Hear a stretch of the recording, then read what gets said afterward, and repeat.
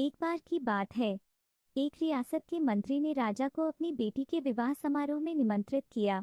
जब राजा अपने परिवार के साथ विवाह समारोह में पहुंचा, तो मंत्री उन्हें सम्मानपूर्वक विशिष्ट आसन पर बैठाने ले गए। तो मंत्री यह देखकर बहुत लज्जित हुआ कि एक सफाई कर्मी वहां बैठा हुआ था।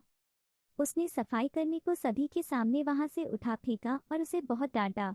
सफाई कर्मी ने बहुत अपमानित महसूस किया और बदला लेने की योजना बनाने लगा। अगले दिन सुबह जब वह राजा का कक्ष साफ कर रहा था, तभी वह जानबूझकर बड़बड़ाया, राजा कितने नादान हैं। उन्हें यह पता ही नहीं कि रानी और मंत्री के बीच क्या चल रहा है। राजा आधी नींद में था। यह क्या बकवास कर रहे हो? उसने पूछा।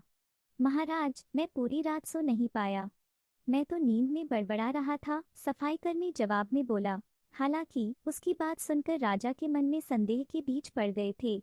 राजा अब मंत्री से चिढ़ने लगा और समय समय पर अपमानित करने लगा। एक दिन तो उसने द्वारपालों से यह तक कह दिया कि वे मंत्री को महल में घुसने ही न दें। मंत्री राजा के व्यवहार से बहुत चकित था, लेकिन कुछ विचार करने के बाद उसे समझ में आ गया कि सफाई कर्मी ही इसके लिए जिम्मेदार हो सकता है। मैंने उसका अपमान किया था और उसी का उसने बदला लिया है। अब मुझे उसे दोबारा प्रसन्न करना होगा, तभी वह राजा की निगाह में मेरा सम्मान दोबारा दिला सकता है। मंत्री ने सोचा।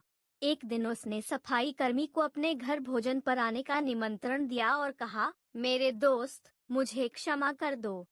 मैंने तुम्हारा अपमान किया था। मुझे गलती का एहसास हो गया है। इन सुंदर कपड़ों को उपहार के रूप में ग्रहण करो।